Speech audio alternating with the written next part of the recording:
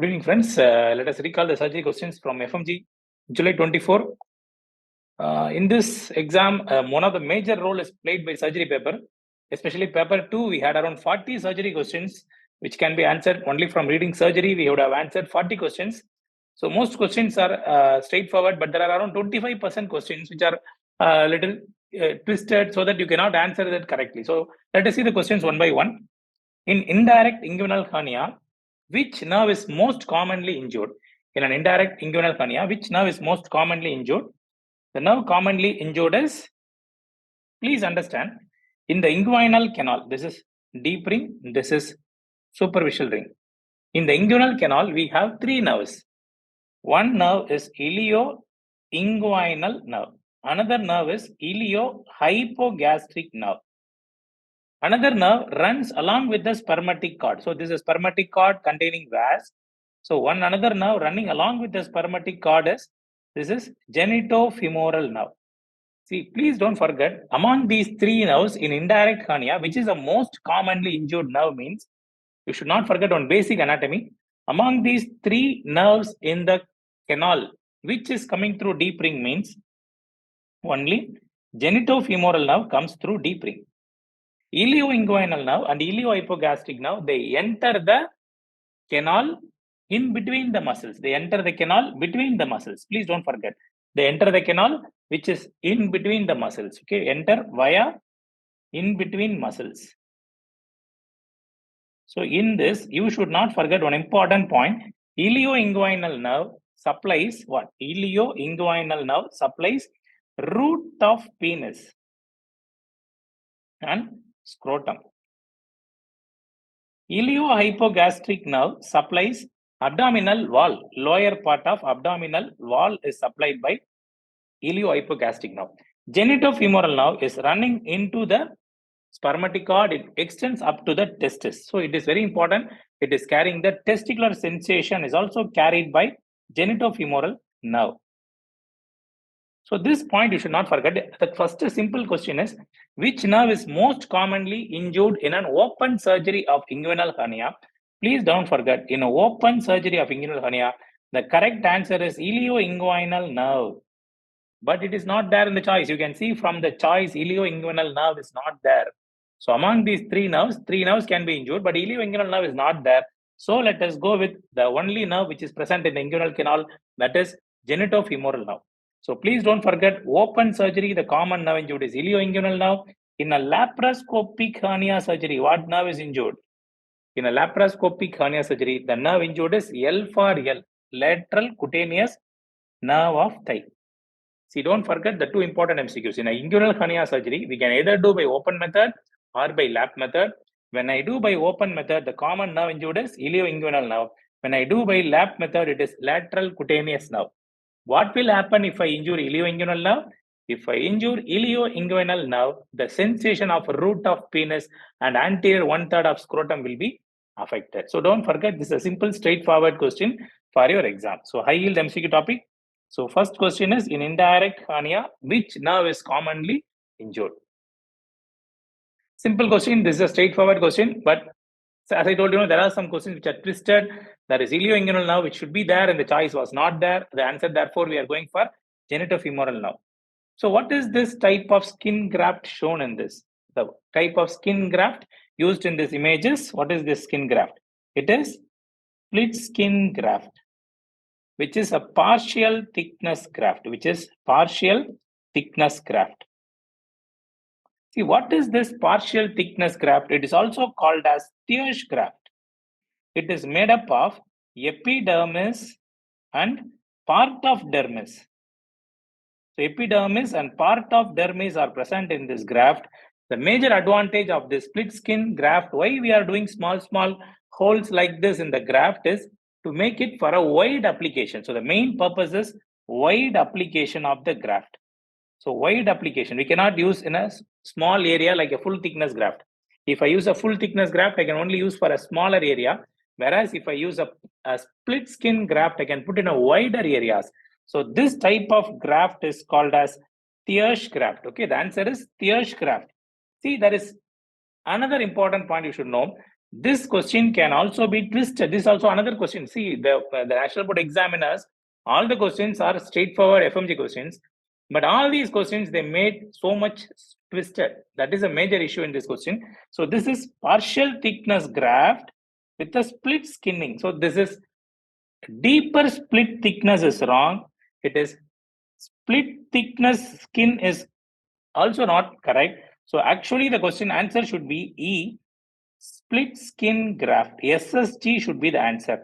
It will be a thin split skin graft. Thin SSG is the correct answer. So since it is not there in the choice, Thiersch is a thin graft. So we will go with the Thiersch. So the answer here is A.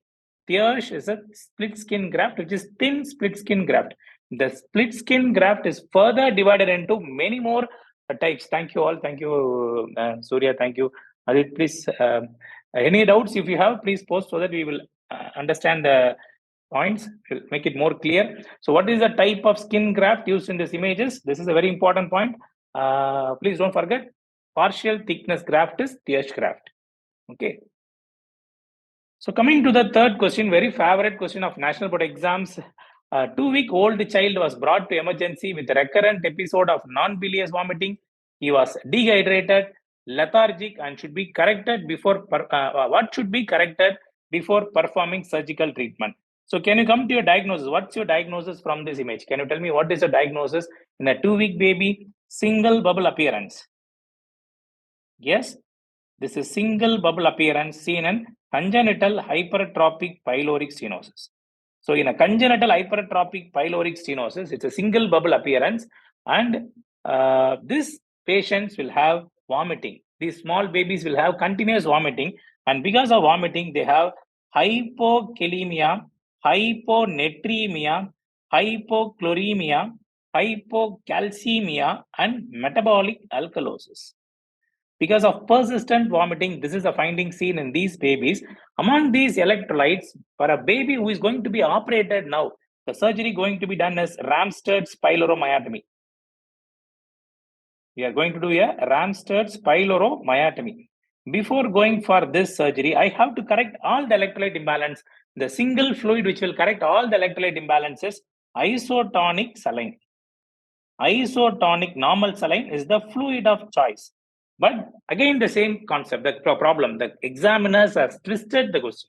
So they have not asked what fluid you should give. That is a common MCQ. The common MCQ for exams is what fluid you should give. That is isotonic saline is a commonly used fluid which will correct all the electrolytes like sodium, potassium, chloride, calcium. They are asking which is most important to be corrected. Undoubtedly, if the patient is having hypokalemia, we will land up in so much of trouble. Therefore, hypokalemia should be corrected first. So thank you, friends. Thank you all. So hypokalemia has to be corrected first. So that is very important because otherwise babies will land up in paralytic ileus.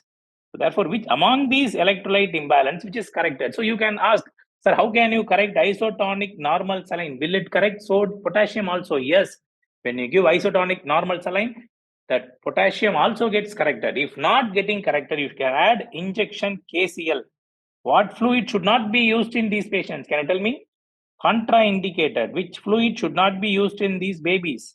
Any patients with GOO, what fluid should not be used is the fluid that is to be avoided is, please don't forget, the fluid that should be avoided is Ringer lactate. It will aggravate them, it will increase the metabolic alkalosis. So please don't use Ringer lactate. So this is a very important point. Third question, what fluid correction will you do for a congenital hypertrophic pyloric stenosis? The answer is first correct the hypokalemia using isotonic normal saline. So this is a common question. So I hope you would have made this question. This is a straightforward question without any controversy. Which incision is commonly used for appendicectomy? So this is umbilicus. This is anterior superior iliac spine. This is a line drawn, and at this 2/3, 1/3 junction, this point is called as McBurney's point. So McBurney's point is the name of this point, and the incision name done at this place is called as gridiron incision, also called as MacArthur incision. So incision done at this place perpendicular to this line is called as gridiron or MacArthur incision. So this incision is having one complication, injury of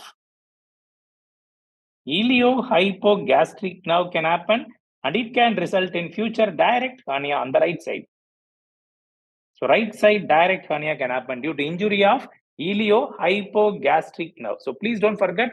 So what is this nerve commonly injured? It's injured is iliohypogastric nerve in this incision. So it is gridiron incision. Is a common incision used for appendicectomy. Please don't forget this point. So gridiron is the commonly used incision for appendicectomy.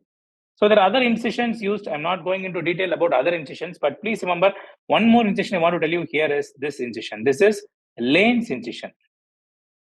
Lane's incision.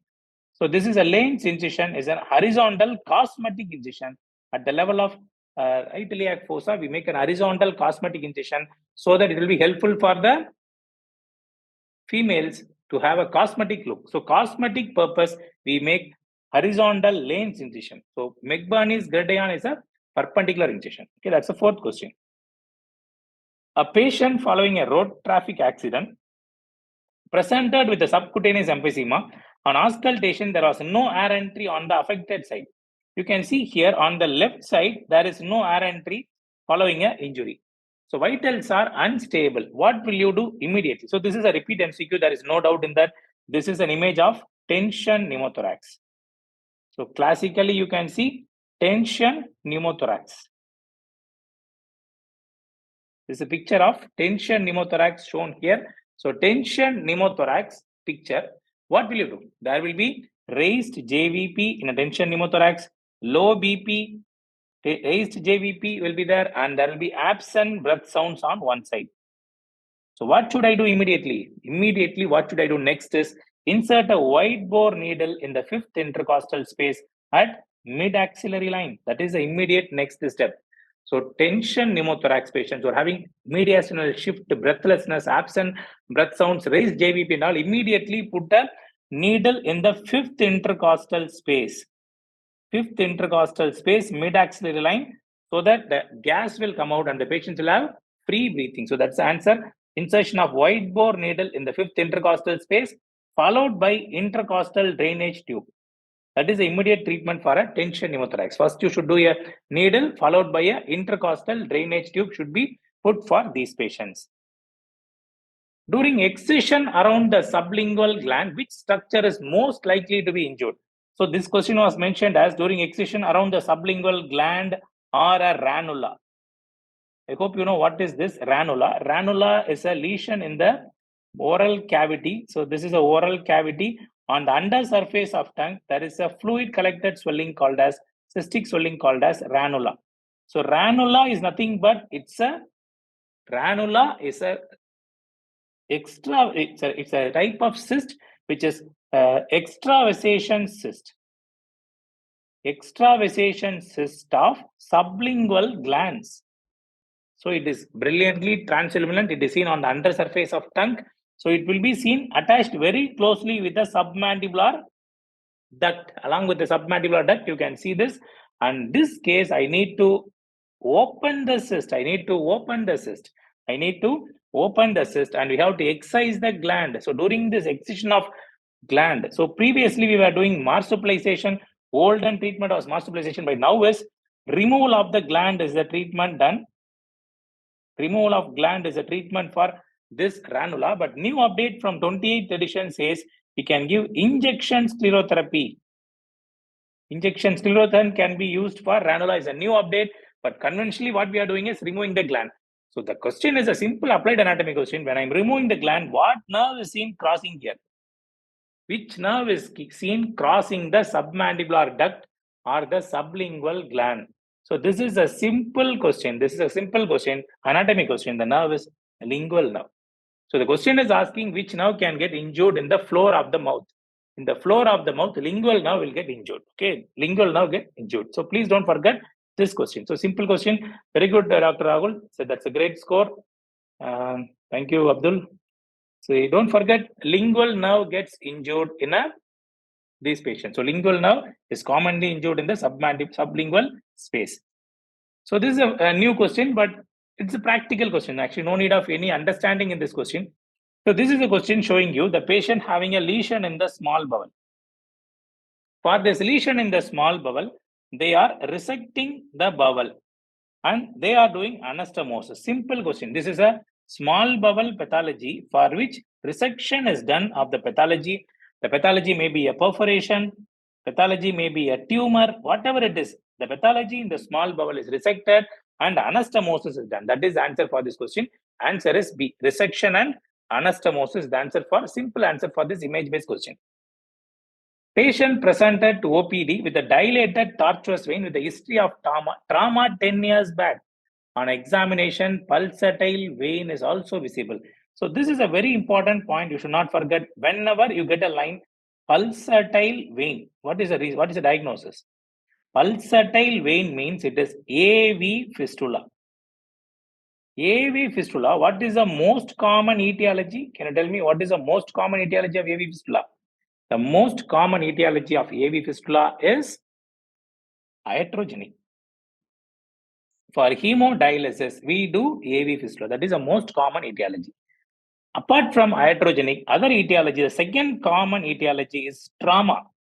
So what happens in a penetrating trauma, if this is the vein and this is the artery, during the penetrating trauma, they do get joined like this, and therefore the arterial blood starts flowing into the vein like this, and therefore the vein becomes dilated, tortuous, pulsatile. This can be detected by doing a Nicoll-Dunny test. Nicoll-Dunny or Branham test. So Nicoll-Dunny or Branham sign, if there is an AV fistula, you compress the artery proximally. So immediately the veins will collapse and the pulse pressure decreases. Please don't forget, the pulse pressure decreases and murmur decreases. Murmur decreases. That is the Nicoll-Dunny or Branham sign. If you compress proximally, pulse pressure decreases and murmur decreases is called as Nicoll-Dunny or Branham sign. Don't forget this line. This is very important. The answer for this question is AV fistula. Straightforward question. So this is again a 100 times repeated question for national board exams, FMGE, NEET, PG, INISET, everywhere you are having this question. Please understand, this patient is having on the sole of the foot an ulcer called as tropic ulcer. Tropic ulcer is due to neuropathy. Don't forget this basic point. Neuropathy, where there is absence of sensation, the patients will walk on a hard surface or on a sharp area, and the tissue gets lost. So, and because of that, the tissue gets lost. It's called as neuropathic ulcer or a tropic ulcer. So this is a classical picture. You should not forget. So tropical ulcer is seen on bony prominences. So bony prominences, especially on the sole. You will see on the sole of the foot. Sole of the foot, you get this. On the metatarsal or on the calcaneum, you get this tropical ulcer. So can you tell me where will you get arterial ulcers? In peripheral vascular disease, where is the ulcer seen? It is seen on the dorsum of the foot. Okay, this is a dorsum of the foot. You can see the ulcer on the dorsum of the foot. This is dorsum of the foot. Classically, you will see absent pulses. Absent posterior tibial, dorsalis pedis and all will be absent in arterial ulcer. So they are seen on the dorsum of the foot. Venous ulcer, everyone know the answer. It is seen on the, yes, on the medial malleolus. Venous ulcer is seen on the medial malleolus. See, there is an ulcer which can have neuropathy component plus arterial component. That is diabetic ulcer. Diabetic ulcer has neuropathy, angiopathy, therefore, and secondary infection. So it is a most nasty ulcer is diabetic ulcer. It will be seen anywhere in the foot. Very important ulcer, you should not forget. So these are the points of various ulcer. Tropic ulcer is a favorite FMG question, national board question. Please don't forget this. Here is a simple question. I don't know, many students had a confusion in this. It is a classical red velvety plague. I don't know why some of them went for leukoplakia. Leukoplakia is white. So this is a red velvety plague seen in the oral cavity. It is highly malignant. It has highly malignant potential. Therefore, whenever we see a erythroplakia, the treatment is we have to excise it fully. Completely remove this like this. We have to excise the erythroplakia without leaving a tissue, because already it can have cancer. Here in this picture, you can see there is a small malignancy also. So erythroplakia means always You have to excise the erythroplakia. It's highly malignant. Therefore, you should excise. Here, as usual, the question was not having excision. Therefore, the question is asking, given image, next investigation required for the management. So the investigation is erythroplakia is a diagnosis, and I will confirm it by a biopsy. And treatment is excision. Okay, treatment is excision. So do biopsy for these cases. A young adult patient presented to OPD with a complaint of mass in the testis. An orchidectomy was performed. We have around 35 questions, straightforward questions for FMG exam. So any doubts, if you have, please post so that I can clarify your doubts. Otherwise, I will be going only through the explanation of the question and answer so that you can understand it when after you read the regular module from Dr. Durrell's. Our regular Dr. Durrell module is excellent because around 80% of the questions in surgery we had completed in Dr. Durrell's platform. So you can go through Dr. Durrell's FMG surgery part for understanding surgery in depth. A young adult patient presented to OPD with a complaint of mass in the testis. Orchidectomy was performed. It is a picture showing you high inguinal orchidectomy. You can see classically, it is not simple orchidectomy. It is a high inguinal orchidectomy. Means we remove the testis along with the spermatic cord. This is done at the level of deep ring. So this is high inguinal orchidectomy. And from the testis, we do biopsy. So most common tumor is seminoma. All of you know that. The most common tumor of testis is seminoma, seen in 20 to 40 years usually.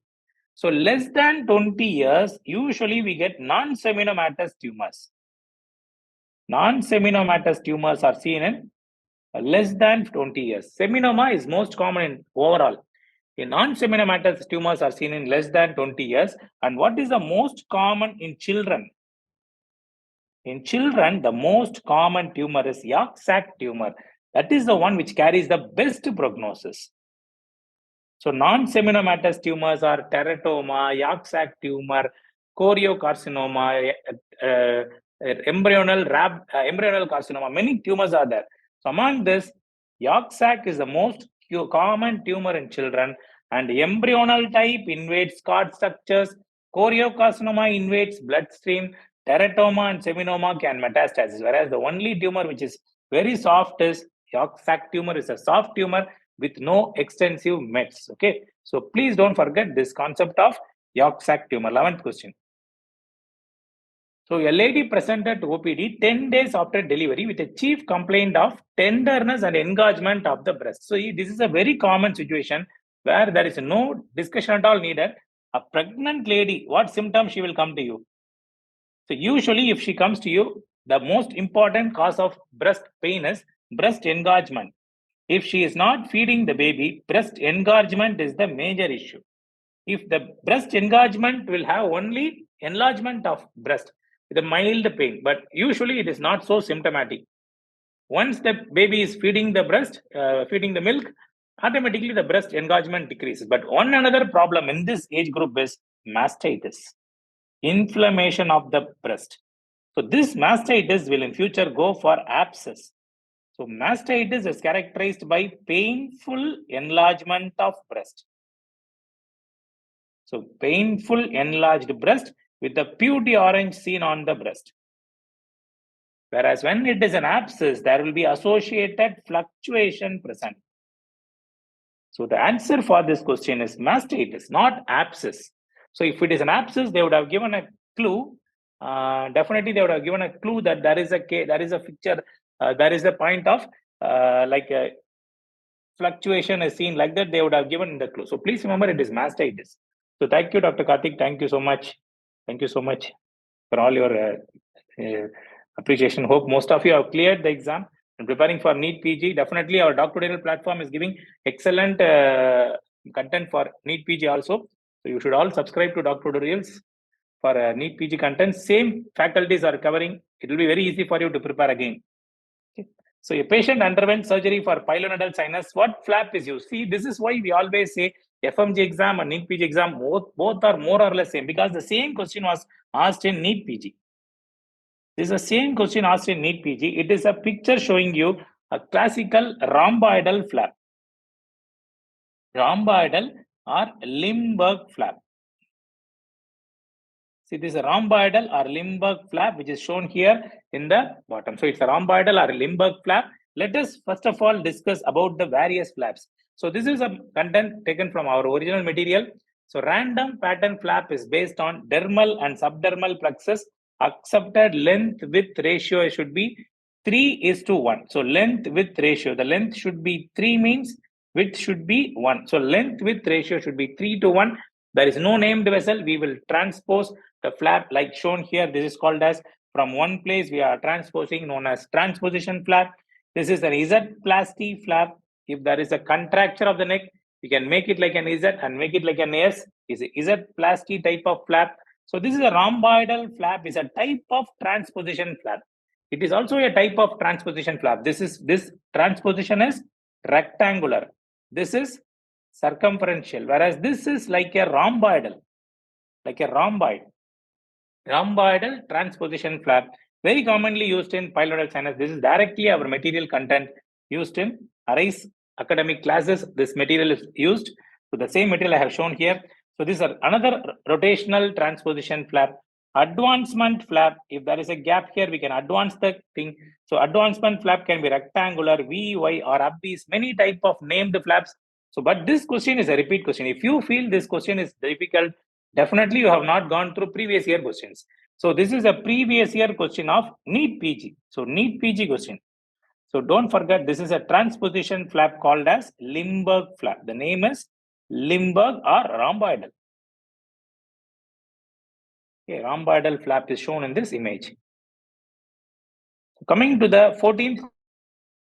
Here is a question. A patient came to OPD with the chief complaints of swelling in the neck region, which moves with deglutition and protrusion of tongue. There is a rupture of swelling with the pus discharge. What is the preferred treatment for this case? So it represents an ectopic thyroid tissue. So when there is a line mentioning deglutition with the protrusion of tongue, this is a very classical question. This is a picture showing you a lesion which is being ruptured. It is nothing but acquired thyroglossal fistula. Please don't forget, it is an acquired thyroglossal fistula. So the only structure which can move with the protrusion of tongue is thyroglossal cyst or thyroglossal fistula. So there is a rupture of the swelling which has causing a pus discharge is nothing but thyroglossal fistula. What is the preferred treatment? Without reading the choices, you can go to a conclusion. Thyroglossal fistula needs cyst trunk operation. See, as you know very well, the choice of cyst trunk operation was not given in this question. So the preferred treatment is excision. Excision of entire tract and cyst. Entire tract is the best treatment. So we have to excise the tract along with the cyst. That operation is called a cyst trunk operation, in which we remove a part of hyoid bone is also removed. A small segment of hyoid bone is removed. It represents ectopic thyroid tissue. Yes, it can contain ectopic thyroid tissue. In the thyroglossal cyst can contain ectopic thyroid tissue. Acid fast staining is not needed. It is not a TB. IND should not be done.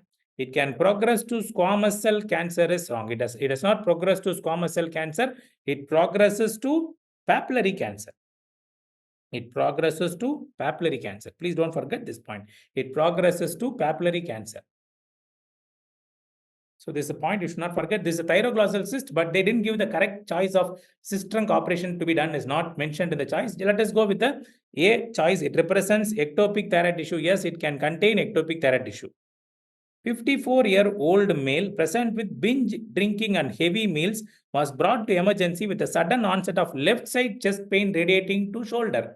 Pneumomediastinum was present. This is our classical question of Borave syndrome. I hope you remember this question. Borave syndrome, we have done a detailed discussion in our module. So Borave syndrome is due to vomiting against a closed glottis in an esophagus. If this is an esophagus, the patient is vomiting after a binge of alcohol, this glottis is not opening. Therefore, the pressure in the esophagus increases and causes rupture, most commonly on left lower posterior area.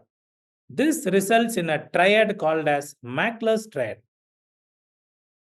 So what is Mackler's triad? Vomiting, followed by chest pain, followed by subcutaneous emphysema. Subcutaneous emphysema is nothing but mediastinum. So the FMG exam questions, they just expect you to come to your diagnosis. That's all. They don't expect you more. They just expect you to come to a diagnosis from the clinical history. So this is a picture showing you esophageal perforation.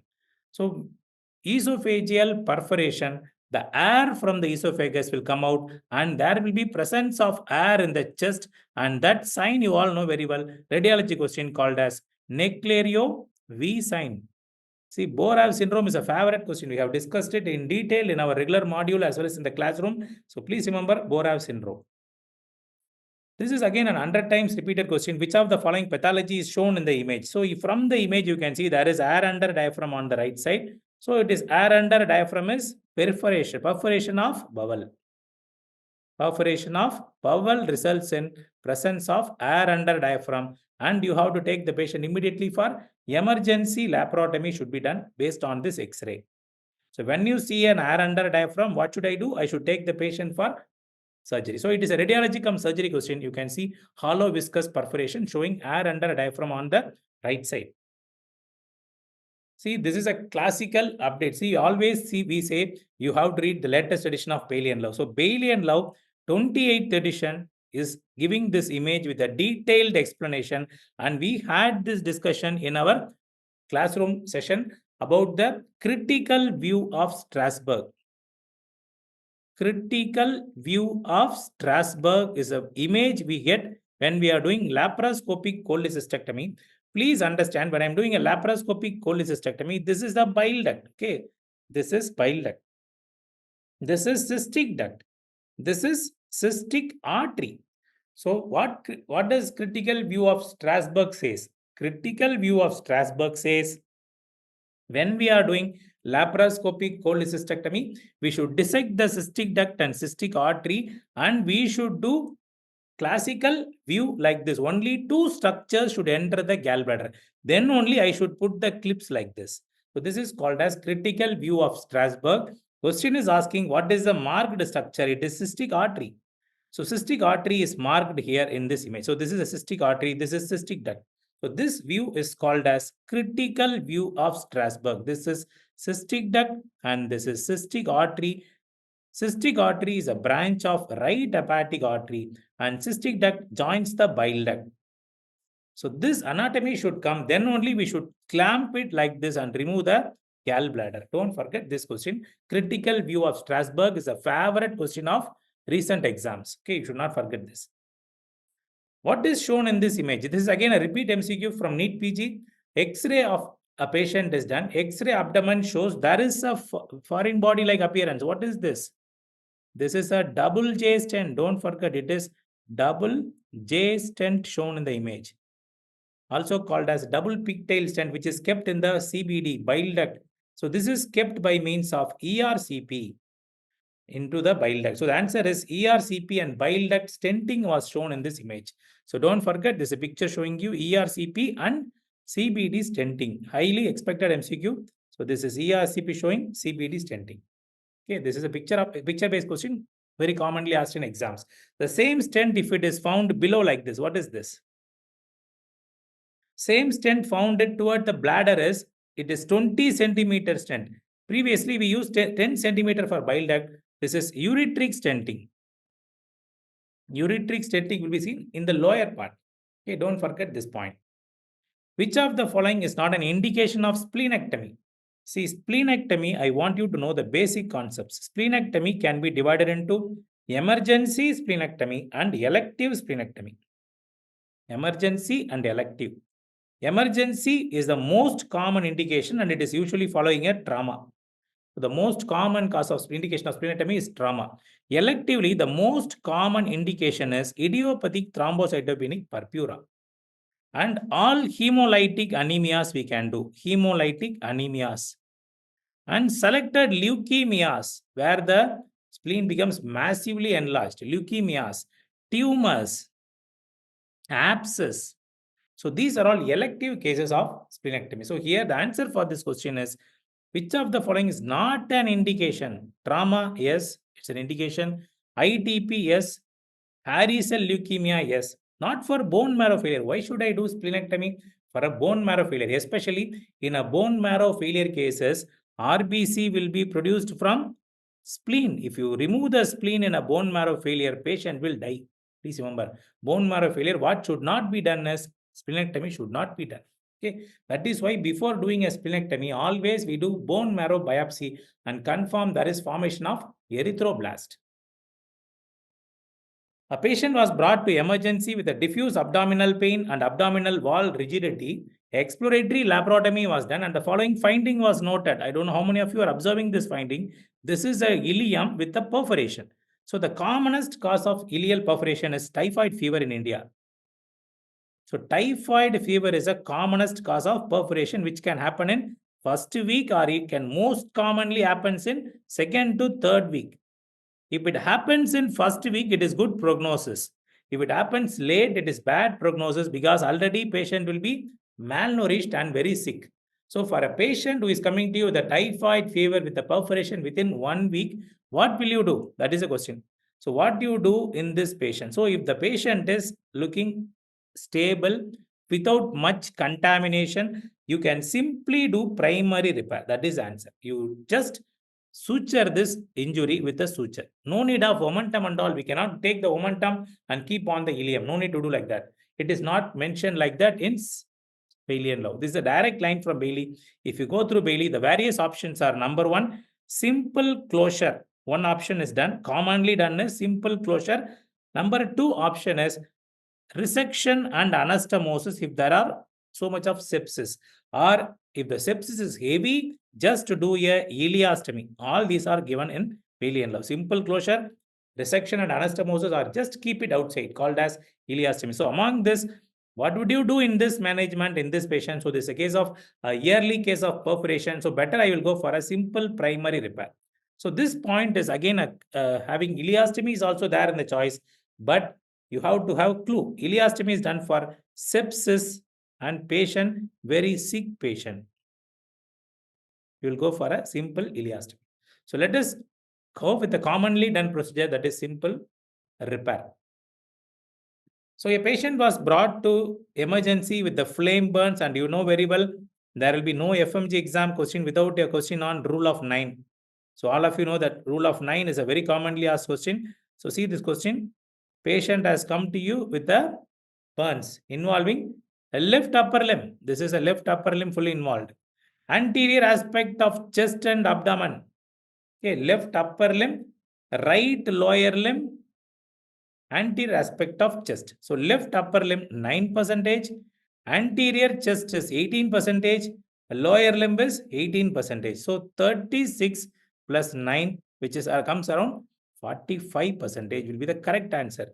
So that choice, the problem is many times the choice will not have the correct answer. That is the problem. So many times 45% is the correct calculation from our side. So 18% for anterior chest and abdomen, right upper limb and left. Sorry, actually this question I'm a little confused. The question is very clearly giving right upper limb and left upper limb. So that means what? There is a upper limb means we can go with 9 plus 9, that is 9 for upper limb right, 9 for lower limb, upper limb right, and 18 for chest. So the totally that comes only 36%, that is correct.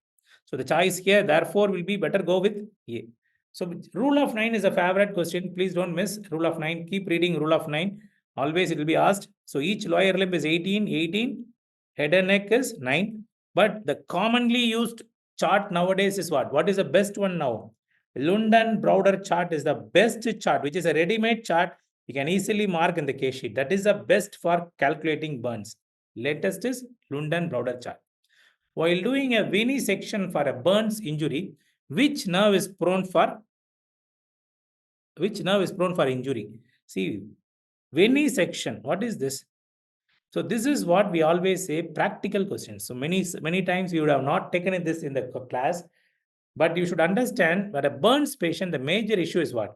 Because of the burns, all the veins will be collapsed. You could not see the veins at all. In such case, I could not even cannulate the veins. Such a situation, what we will do is, we will open the long saphenous vein. Long saphenous vein is opened by surgery, small surgery, by small incision. We hook out the long saphenous vein and then put a cannulation. So which nerve runs very close with the long saphenous vein? That is the question they are asking. So long saphenous vein is closely related to saphenous nerve. See, please understand now the FMG exam questions have gone to a level. You have to understand the concepts and read. Just mugging up the facts is very difficult to clear the exam. So every question is clinical. You can see I have made all the questions from the direct recall by the students. Every question is clinical question. There is no question like simple one-liner, what will happen, this, that thing is there. All the questions had a clinical impact. Therefore, you should start understanding the concepts. So this is saphenous nerve which gets injured when I open the long saphenous vein. A patient is presented with the red tender swelling in the inguinal region. The swelling is vascular and pulsatile. What swelling will be pulsatile? So pulsatile is a feature of aneurysm. Aneurysm is a swelling which is pulsatile. So therefore, a patient in the inguinal region is having an aneurysm. On examination, the BP was low, which is the following is most appropriate next step. So BP was low means probably what would have happened is this patient, these are all new questions. So the femoral artery is bleeding and forming a pseudoaneurysm in the inguinal region. This happens following a bypass graft surgery or following a femoral artery. You take a sample at the femoral artery, no? So when you take sample, if you don't do proper compression, that area can get infected and form a infected femoral artery aneurysm. This we call it as pseudoaneurysm. Pseudoaneurysm. So this will have pulsation. So what should I do for this case? Such an infected pseudoaneurysm. First of all, confirm it is aneurysm by doing a angio or by means of duplex. So investigation should be done next. Confirm it is aneurysm. First to do angiogram to confirm the diagnosis. Antibiotics and observation is wrong. We will start antibiotics, but observation is wrong. IND should not be done. Patient will bleed by dying. Bleed and it will go for death. Surgery and inferior epigastric artery. So nothing to do with the inferior epigastric artery here. It is a case of femoral artery pseudoaneurysm as per the picture question. Okay. A patient who has an incisional hernia, which of the following method is shown in the surgical procedure to close the abdominal wall? Please remember, this is abdominal wall. Let us assume this is abdominal wall made up of the following three muscles. So this is external oblique, internal oblique, and this is transverse abdomen. These are the three muscles. So these three muscles join at the center forming a rectus sheath or linea alba. So this is a linea alba. This is skin. This is fascia transversalis. This is fascia transversalis and this is peritoneum. This is peritoneum. So now incisional hernia means what? What is incisional hernia? Structures coming out like this is called as incisional hernia. So I can operate it by many methods. I can keep a mesh here. I can keep a mesh here like this. If I keep a mesh like this in front of the muscles like this, if I keep it is called as onlay repair. Onlay mesh. If I keep the mesh on the abdominal muscles, that is what you are seeing in this picture. This is the most commonly done procedure by surgeons. We have done hundreds of procedures like this. So it is onlay mesh. And if I keep the mesh like this below the muscles, it is called as inlay mesh. Sorry, sublay mesh. It is called as sublay mesh. Below the muscles. Sublay mesh. If I keep in the gap itself, it is called as inlay mesh. So inlay mesh repair is not done nowadays. So either we do onlay or sublay. We are no more doing inlay mesh. So this is onlay is above the abdominal wall. Inlay is into the defect. Sublay is below that. Same like onlay, we keep it below the muscles. Sublay. Another one which is commonly done by laparoscopy is laparoscopically, I will keep a mesh like this in the peritoneum itself, on the peritoneum. This is called as, in laparoscopy, it is going like this, no? So it is called as intraperitoneal onlay mesh. It is called as intraperitoneal onlay mesh. So don't forget this. So this is IPOM. Its surgery is called as IPOM. But in a open surgery, the mesh kept are like this. onlay above the muscles, sublay below the muscles, inlay into the muscles. So this is a picture showing you onlay repair. Which of the following is correct regarding the patient who presented with the following as shown in the image? So this is a picture showing you obstructed umbilical hernia. Obstructed umbilical hernia.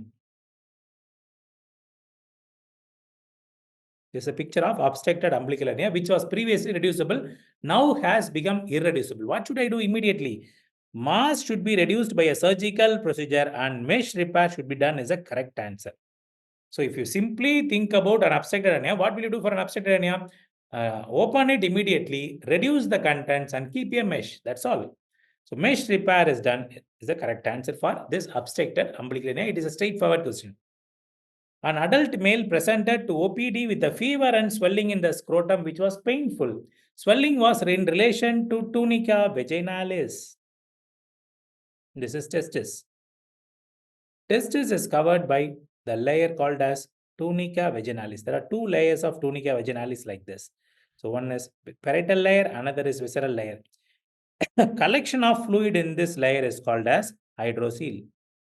So this is containing a fluid is called as hydrocele and which can be seen on a CT scan. So this is a picture showing you hydrocele. Patient having fever and swelling which is painful is probably because hydrocele got infected hydrocele. If the hydrocele gets infected, it is called as pyocele. In a pyocele, there will be associated pain will be there. That is what we call it as pyocele. 26th question. Which of the following is used in the treatment of GIST? So very commonly asked MCQ, gastrointestinal stromal tumors. The drug used is imatinib mesylate. What is this drug? It is a tyrosine kinase inhibitor. So tyrosine kinase inhibitor is called as imatinib mesylate. Don't forget this drug. It is CD117 positive patients. We give it's a tyrosine kinase receptor mutation. Such cases we will give them imatinib mesylate. So the answer here is C. So what is this instrument shown here? It is an instrument called as handheld Doppler. Handheld Doppler, also called as handheld Doppler stethoscope. It is a stethoscope of vascular surgeons. Like we use stethoscope for auscultating the heart, they use this and this is kept on the arteries to look for the sound. So the sound variation, whether there is a narrowing or there is any obstruction to the flow, it is primarily used to measure the blood flow and detect flow abnormalities in the blood vessel. Answer is A. It is not used to localize the calcified plaques and thrombus. It is very difficult. Measure the systolic blood pressure. It can measure, but we can measure with a normal stethoscope itself. It is used to check the thickness of artery. All these are wrong. The best answer here is handheld Doppler is to measure the blood flow. Okay, blood flow. If there is a narrowing, there will be whoosh, whoosh sound will be heard when you are going for a narrowing of the vessels. Don't forget this.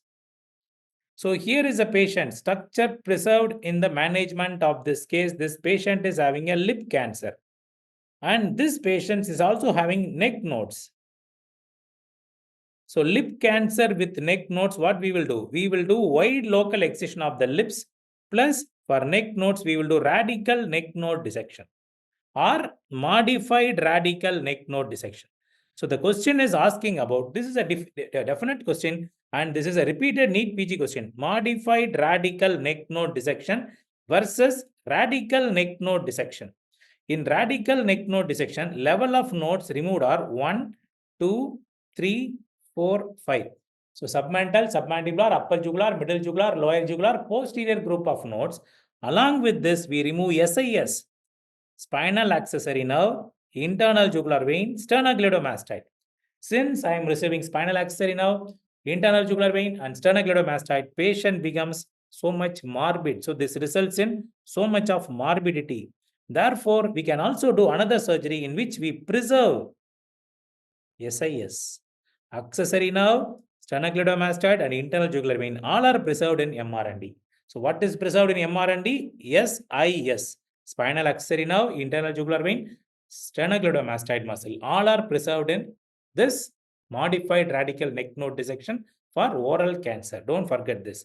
So as usual, there are questions from urology. Which of the following statement is correct regarding this pathology? If you very closely observe, this is IVP. Don't get confused. It is a stag-on calculus. No, it is not stag-on calculus. If you very closely watch, you can see the IVP is flowing through this kidney down to the bladder. And from this kidney also it is flowing, but it is not flowing freely. It is having compression at this level, and there is a dilated kidney here. What is this? This is a pelviureteric junction obstruction. So in a small children, it is congenital pelviureteric junction obstruction. Etiology is unknown etiology. Please don't forget, we don't know why there is a pelviureteric junction obstruction. So this is a picture showing you congenital pelviureteric junction obstruction. The contrast is not flowing out of this kidney on an IVP. So nowadays, for congenital pelviureteric junction obstruction, IVP is no more used as an investigation of choice. MAC3 is the investigation of choice. MAC3 is a radioisotope scan, which is the best investigation for this. So this abnormality can be due to compression by artery or vein. No, there is no such compression by artery or vein. A is wrong.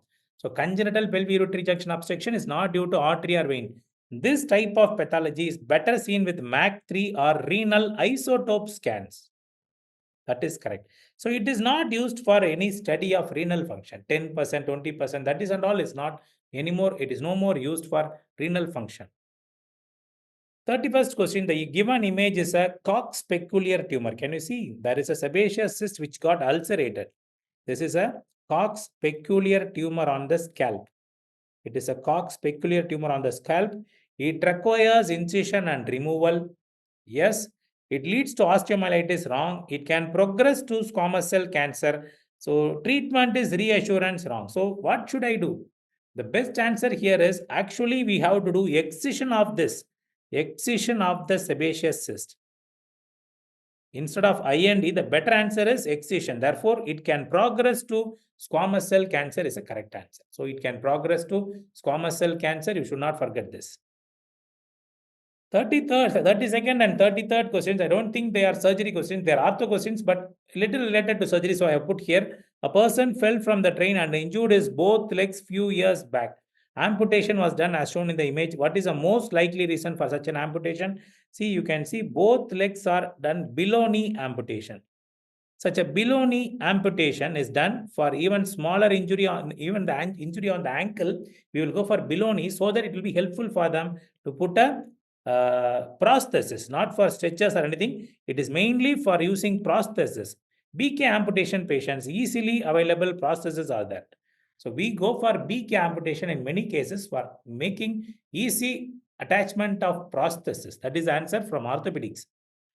As a patient suffered prick injury over the palm as shown in the image given below.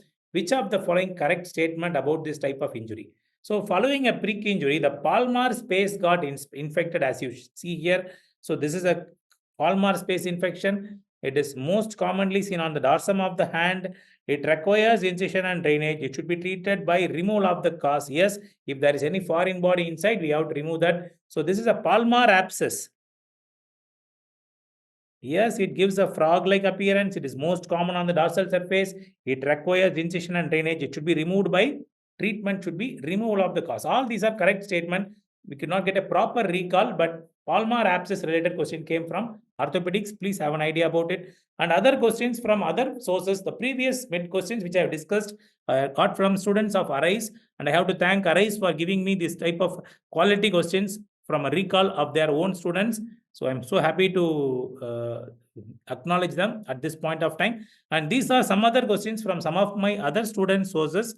So let me show you, these are all most image-based related, some question has come. Though I don't know the exact question, but I wanted to show the image. So this is a triple bubble appearance. Where will you get? Triple bubble appearance seen in jejunal atresia. Can you tell me what is this image? It is done for parathyroid adenoma. Tell me the name of the image. Yes, it is Sesame B scan. It is an image of Sesame B scan showing you parathyroid adenoma. So this is an image showing you the kidney fused. This is horseshoe kidney. This is a picture showing you horseshoe kidney. Okay, don't forget this. And this is a picture it was asked in the exam showing a renal mass. So renal mass is RCC. Renal cell cancer will come to you with the hematuria, mass, and pain. These are the three features of RCC triad. RCC triad is hematuria, mass, and pain. And some students have mentioned that they asked, what is this segment in the liver? See, this should be very simple. So liver segments, you should not have doubt. This is a falciparum ligament. Lateral to falciparum ligament, this is segment 2 and 3. Don't have confused. 4A, 4B is this. And this is a line we used to name Cantel's line, imaginary line, which corresponds to middle hepatic vein. So on lateral to on the right side of this is segment 5, 6, 7, 8. So this is the segments. So this segments you should not forget 5, 6, 7, 8. Where is segment 1? Segment 1 is a separate segment seen posteriorly called as caudate lobe. So it will not come in front view. So this is segmental anatomy. I heard that the question was marked. Which segment is this? And this is a CT scan question from hemorrhage in the skull. You know very well, if it is a biconvex, it is subdural. If it is a concavo-convex like this, biconvex is EDH. And this is concavo-convex called as SDH, subdural hemorrhage. Biopsy from the sigmoid colon showed one ulcer like this. See the ulcer. What is its shape? This ulcer is having a classical shape. Biopsy shows flask-shaped ulcer. Where will you get flask-shaped ulcer? In amoebiasis. So this question was also asked, flask-shaped ulcer in amoebiasis. So endoscopy, when I'm doing at 25 centimeter, what structure can be injured? At 25 centimeter, what structure can be injured on an endoscopy? So this is a classical question. Endoscopy at 25 centimeter contains arch of aorta and left bronchus. Arch of aorta and left bronchus are seen on 25 centimeter level. This question is a repeat question. Contraindications for Ryle's tube lavage. So number 1, kerosene injection. When a patient has kerosene consumption, you should not do Ryle's tube or gastric lavage. Corrosive injection you should not do. So the two places you should not forget is corrosive injury patients and kerosene consumption patients. You should not do gastric lavage. And some question has come from hypovolemic shock related points. So in hypovolemic shock, please don't forget mixed venous oxygen saturation should be less than 50%. Cardiac output will be decreased and BP will decrease from class 3 hypovolemic shock. So cardiac output will be decreased, BP will decrease from class 3 shock. The first sign of hypovolemic shock is increased pulse rate. So they could not get a proper recall, but there are some points telling this question related to hypovolemic shock was asked in the exam. So these are the questions asked in the exam. I hope this recall helps to help FMG students to cover all the areas needed now. So FMG exam is now one step extra. So I request you FMG students, how to pass in these exams. I want you to remember 3 steps.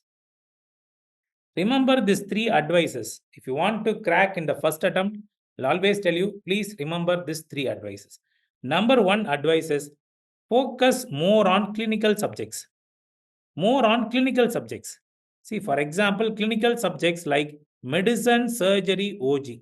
So medicine, surgery, OBG. With these 3 subjects, if you are confident and strong, and read these 3 subjects, understanding the concepts. Don't mug up. Without understanding the subject, don't mug up. Medicine, surgery, OBG. If you are strong in these 3 subjects, you can easily crack 150 marks. It will cover basic science. In surgery, I will cover pathology, anatomy, physiology. Every area will be touching in surgery. So if you are strong in these 3 subjects, you should be strong in the sense, you should be strong like a INISET aspirant, not like a FMG student. You should not be just reading superficially just to pass, but you have to read like an INISET, NEET PG aspirant, you have to read these 3 subjects, focus and read in depth. I'm telling you again and again, if you are strong in these 3 subjects, with the help of medicine, surgery, OG, you can answer many other basic science subjects also. So that is focus on clinical subject is first important rule. Number 2, first of all, stop doubting. Stop doubting means many students will naturally think everyone will pass only after second or third attempt only. We cannot pass in first attempt. That is a first of all, you should erase that thought. There are hundreds of students who have passed in first attempt. So first attempt, if you pass, is the best attempt. If you are going to do the best and pass in the first attempt, that is the best attempt. So second attempt, third attempt, so many social problems will start happening for you. And second and third attempt preparation will be very difficult. So prepare with the sincere effort in the first attempt. So please read the medicine, surgery, OBG questions thoroughly. And third important is previous year questions. So 3-year questions of all subjects you must work out. So don't read superficially. Again, I'm telling you, 3-year questions of all subjects, just 3 years. No need of reading too much. Just 5 to 6 papers, 24 paper, 23 paper, 22 paper. That's all. 24, you will have 1 paper. 23, you have 2 papers. 22, you have 2 papers. Just read these papers. But don't read superficially. Read. If you have a doubt in the concept, take your material and revise that concept. So if you keep on doing like this, I'm telling you, with this 3 advice, you will definitely crack FMG in first attempt. So I want you to crack FMG in first attempt and increase the national percentage of pass from 20% to 50%. You can increase the percentage of pass from 20 to 50% if you are going to do this perfectly. Don't read anything without understanding. If you can't understand anything, try to understand it and then read, or just leave it. If you keep on hitting that same bush again and again, your time will be wasted. That is why I'm telling you, you will definitely understand clinical subjects. Whenever you get a chance to see some patients, go and see some patients. Don't think that you are wasting the time in the preparation. Just if you have a nearby hospital or nearby doctors who are seeing OP, you just go and see 1 or 2 days, you go and sit there. You will learn so much of clinical concepts there and you will understand the clinical concepts. So medicine, surgery, OBG, it's a key for pass in FMG. Stop doubting yourself and do previous year, 3 years question, at least 5 papers you should do. And I always say doctorals has become the benchmark in FMG exam because we have our team working out in abroad itself and we are having classes in abroad. So definitely all the classes in doctorals are finely tuned according to FMG students, and follow this channel for more updated exams and series. And if you want to have so many questions and discussion, you can follow me on Telegram or Instagram on Surgery Sixer, or you can see many of my FMG videos in my YouTube channel, or you can download the PDF. This PDF will be available in Telegram channel. You can go and go through that. Thank you all, friends. Thank you.